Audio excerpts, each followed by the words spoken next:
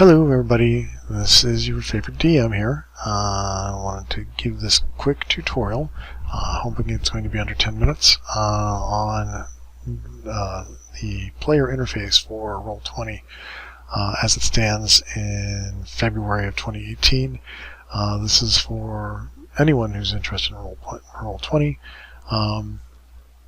After you've gone to Roll20 and created an account, a free account in this case, you can launch the game from that you've been invited to, or join a game that you've been invited to, and you will come to the screen where the players are located.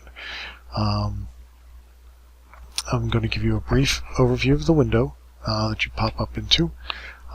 It's separated into 3 overlays. There is the overlay here, which is your main toolbar. There's a zoom bar here that allows you to zoom in and zoom out. I'll just leave it all the way out. And then you have your bar down here, which is your avatar bar. I happen to be the only one in the game right now, but as other people join in, they would go across the bottom and you would see them there. Let me zoom in a little bit so that's not as obnoxious.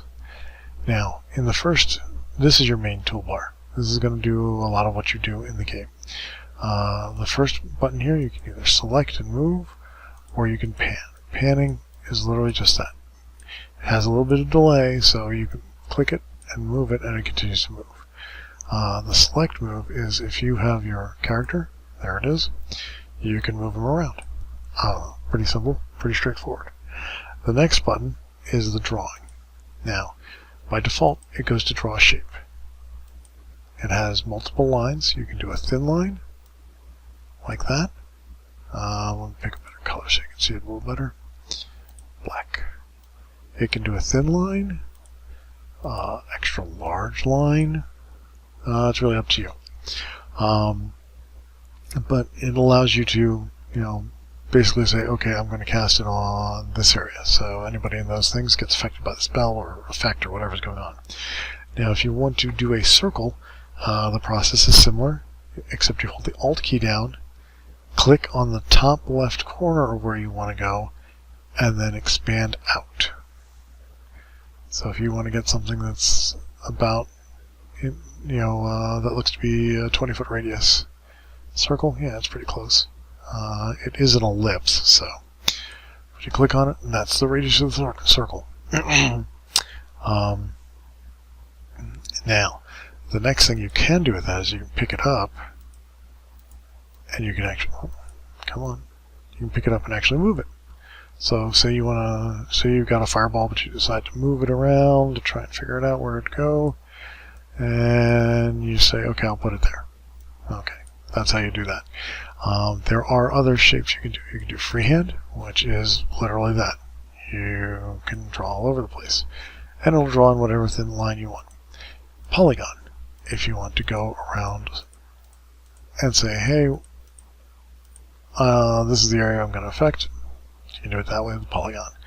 Or you can also insert text. This is usually for the DM. Hi. Whoops. So, anyway. Now, the DM can erase all this stuff, by the way. And yes, there are different fonts available. Now, if I go back to draw shapes, I believe if I click there, that's the transparent background. Alright, this is your zoom control. Hold on. Draw shape. No. There we go. Okay. This just goes, and you can go to 10% right there, or you can just zip in to 200% if you really want to. And it does the exact same, and you'll even see that it shifts the bar over here to whatever you've done. So in this case, and also you have a bar here that allows you to drag stuff up without the lag. Center it up, there you go. This is the ruler. If I click on a point, it'll tell me, okay, this dragon's 20 feet away from me. That dead body's 20 feet away from me. He's 45 feet away from me. It's a quick handy-dandy ruler. Now, if for some reason you want to measure something that's like, say you want to measure, let me go out a little bit. Say you want to measure how far that door is. well, it's only going to get you right there. So if you hold the Alt key down, you can then move, and it's just under 45 feet away. So if you have a range of 45, you can do it. So, alrighty, that's the measure tool. This is your dice tool. It allows you to do dice rolls. You just click on a die, it rolls. I've got 3D settings turned on. I'll show you that in a short while. Let's see, where am I in my notes?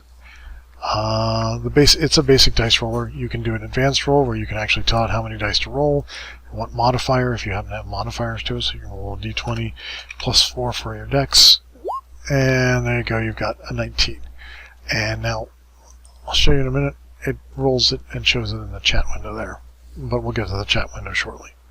The last one here on your screen here is the wiki. That takes you directly to the Roll20 wiki. So, very useful. You can get help, you can get shortcut references, or report a bug if needed. As I said, this slider is your zoom, and this is where your avatars will be for who's playing in the game. Now, over here on this side is the chat window. This is where a lot of stuff will happen too. This is the chat sidebar. There are 6 sections, as you can see. The first one is chat, which is where all the roles will be done, and where you can have conversations back and forth. This is the journal, where your PC character is stored. This is the compendium that allows you to look stuff up, like classes, backgrounds, feats, that kind of thing, although it's a little incomplete because I don't have the player's handbook purchased. The Jukebox, which is basically telling you what music is playing, if the GM is playing background music. Collections. This is where macros are made. I made a couple here that I'll get into in a minute, just to show you what they look like. And then there's the settings. Settings are very well, they're not very complex, but they are very detailed, and they're pretty good because they can help your game move quite efficiently. Now let's go back. We'll discuss the chat bar first, because this is probably the most important one, because this is how you're going to communicate and roll dice and do everything there. All the chat is normally public. You can whisper to you from someone else. That'll all appear in here. This chat area type area is located out here. The text appears as conversation like "Hello world." There you go, and it's under my name Shun, which I'm using for this example. Now, if you want to do something else, like say you want your character to wave, say it says Shun waves. Well, actually it should say Shun. It says emote /em for emote waves. Shun waves. Yay! So yes, you can get very complex with the waves, with the emotes. And I encourage you to look at the wiki because there's a lot more emotes that are built in there. Now, if you want to whisper, you can just do /w and then whisper the player's name, and then the text. And it'll say unable to find the player or character with the player's name. Now you can also roll dice directly in here. Just go roll 1d20, and it'll automatically roll for you. There you go, and it says who rolled, what they rolled, and that's what you get. Now you can also do a whisper roll to the GM if the GM wants you to roll just to them. Oh dear, and this does look like it's going longer. This is about 10 minutes. I'm going to annotate this so that you can find the times. But the roll command is GM roll 1d20, and the GM is not online. But see, it doesn't roll on the screen, but it did appear here. And since it was 3D dice, it was probably rolling on his screen, but since he's not logged in, wow, I'm actually waving my hand in front of the monitor as if you can actually see it. But I rolled a 10, and only I and the GM can see that. So that's the chat function. I do encourage you to go to the wiki if you want to find out some more neat things you can do in commands there, because there are a lot of commands. You do not need to worry about this little thing down here because, well, you're only going to be your character. The GM may be multiple characters, which is what it's used for, so they can be you know, the Lord of Waterdeep, or they could be the GM, or they could be, you know, the evil dragon saying something. Send, obviously, you know, you could just hit return. You don't need to hit send. The next section is the journal. This is your character sheet. I'll deal with that in a separate video because it's pretty complex, but you'll also find other information you may come across in the campaign, like handouts from the GM. Things like journal entries from NPCs in there, information about places and towns may be stored in there, descriptions of factions, things like that. Anything that your player character may know but you will probably forget, your GM, me, will provide to you and put it in there and allow people to see it.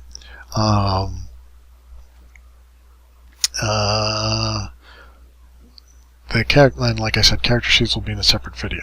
But this is where you would access your character sheet. You just click on it and it pops up.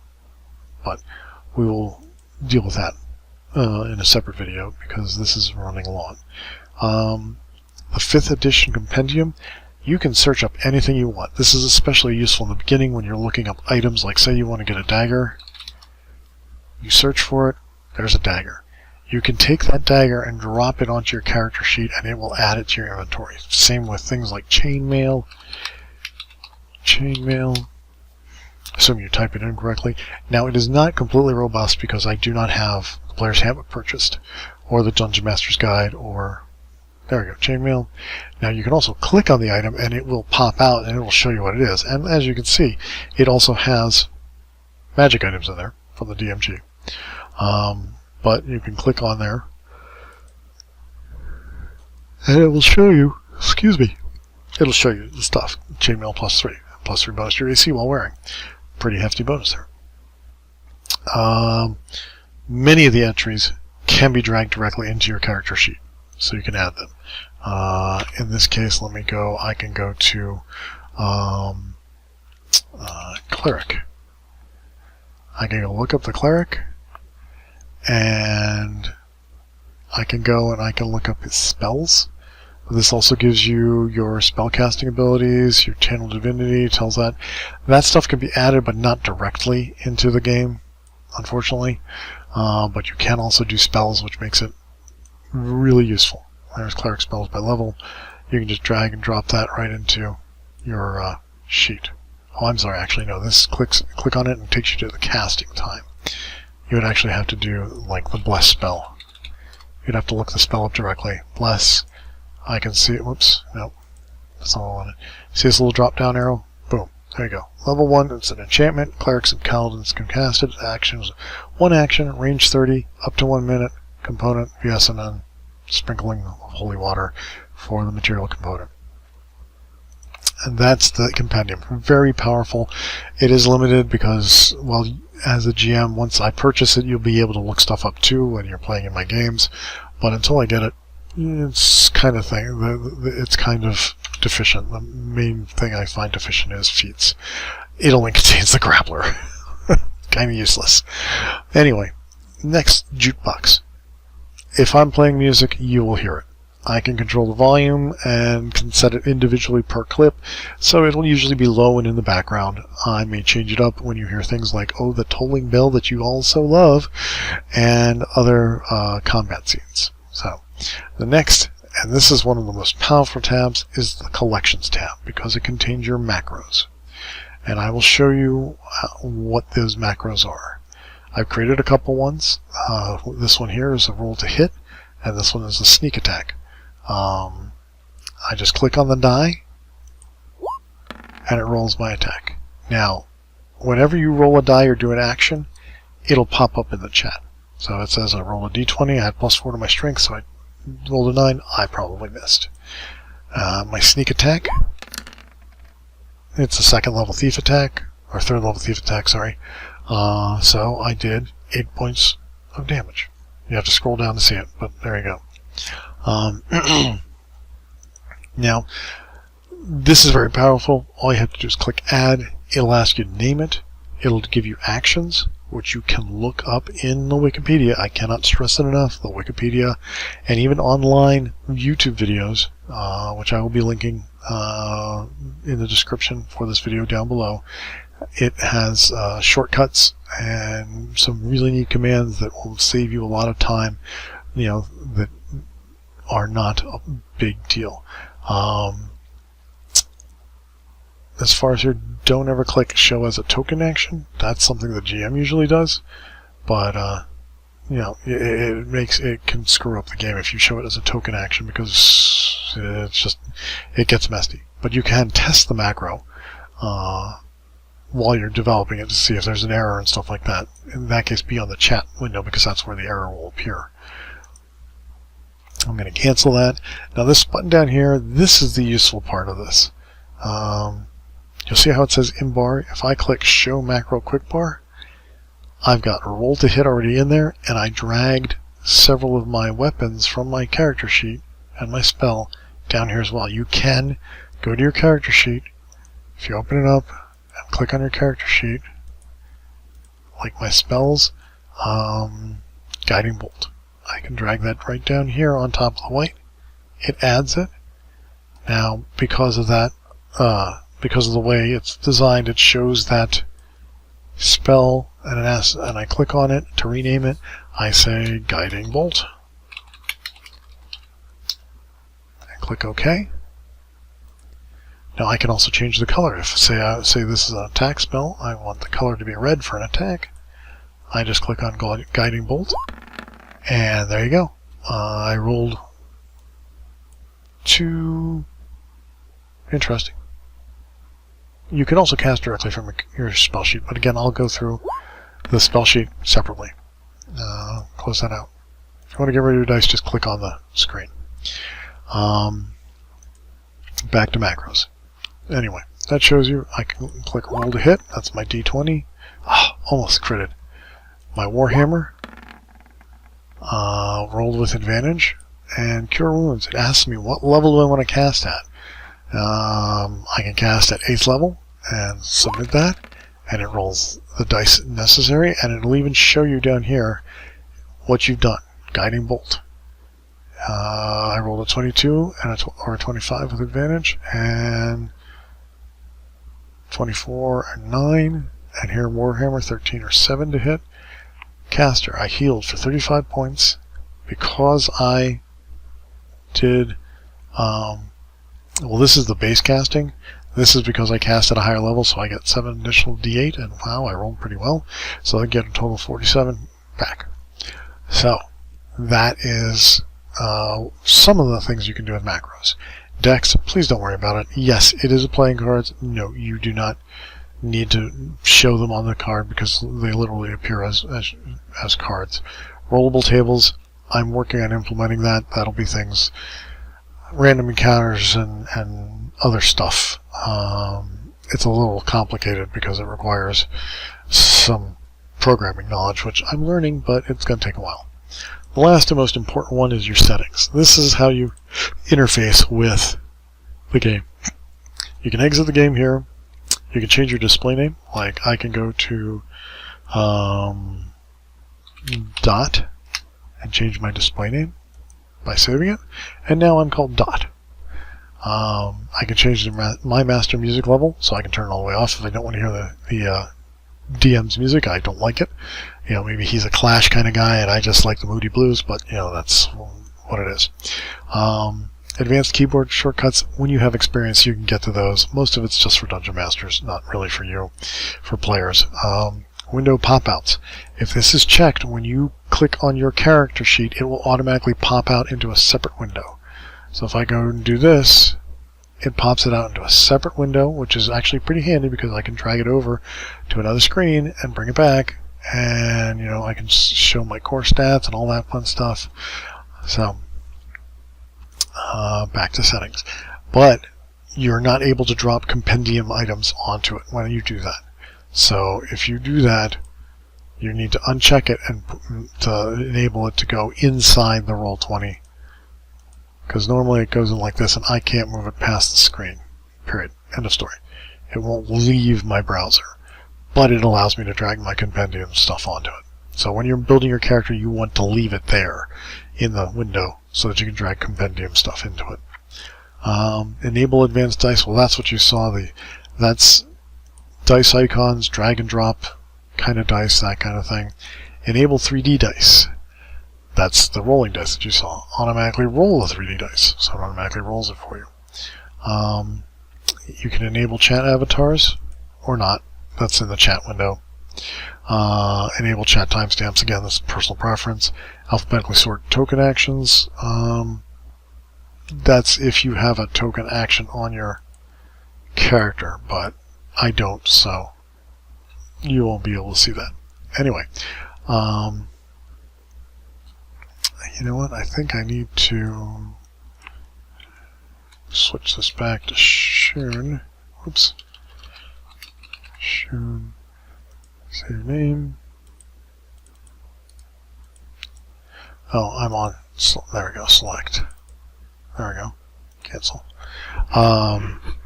If there were tokens stored on here, they would pop up. See, there is a token stored on there with a sneak attack. I added that to the character, and if I roll that, it does sneak attack damage. That's something I can only do, and I'll only see when I select that character, because that's my character. Game settings, the chat avatars. Names only, you can have them large, you can have them regular, small, or just names only if you want more real estate. Player's video and avatar, top or bottom, really doesn't matter, but that's the default position for when, if something happens and you lose somebody's avatar or something, reset player video avatars, pulls all of them back to wherever that default is, top or bottom. Video and audio chat options, I recommend not enabling these. In fact, I as GM have turned them off so that we won't be sending video and audio because it will be saving bandwidth, because some people may have restricted bandwidth. Now you can decide to broadcast your video and voice to other people, and they can decide whether they want to receive your broadcasts. But since we're going to be in Discord, I want to make sure everybody turns off their voice. So that way we don't get echoes, because otherwise it does double echo both through Roll20 and through Discord. Now when you make any changes to any of these options, you have to reconnect. There's just no choice. That's the way the audio works. Let's see, I don't think... Oh, that's right. The reason I can't connect here is because there's only one person in there. If there was a second person in there, then you could go in and set in your video. So you're not going to be able to do video until we actually get a day zero game going. I think that pretty much covers everything in the settings. The only other things that I need to show you are your actual avatar. This is your avatar. You can move him around. Now the fun part is, if you pick him up, see how he leaves behind a shadow character there? If you hit the space bar, you're now showing where you're going to move. So, and if you want to make a corner like this, you go 15 feet, 20 feet, and there. Okay? And then you can drop him there, or you can go back. So if I hit spacebar again, I walk 25 feet, hit spacebar again, walk 40 feet, and I can stop there, or the DM can stop me. So basically that proposes the path where to go. It will, since I do have dynamic lighting, it won't, until you drop that character, it won't show you what you're seeing. So you can run 30 feet forward, but until I say it's okay to drop that, because I know what's all around you, you may run into, the wonderful spike growth that you all love. You may run into spike growth and want to stop there, but you're free to continue on if you'd like. But anyway, so that is pretty much the basics of the game. The video is 25 minutes long. Unfortunately, I'm sorry it ran so long, but I wanted to give you quick overviews of some of the stuff. I highly encourage you to look at Wikipedia. It's overwhelming because it is very large, but if you tackle small sections at a time, and we'll have one session that'll be 3 hours or so long, where we'll set up characters, we'll do some mock combats, because unlike some, I think, Battlegrounds where you select your target and roll against them and it automatically calculates it, it doesn't do that here.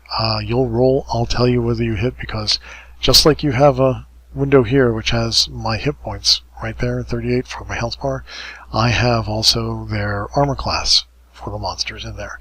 And you can add that too, because as you saw when I double-clicked, I can edit my token. This is my health points. I can actually go in and do some more detailed work. I can add an aura. Like say I'm a paladin, I have a 10-foot aura. And I can save changes, and now anybody within 10 feet of me gets that bonus to save. It's very powerful. Anyway, I'll stop right now because I'm going to work on making the notes for the character sheet so that you'll be able to understand what character sheet we're going to be using and how it works. So, look forward to seeing all of you guys in game, and that's all for now. Thanks.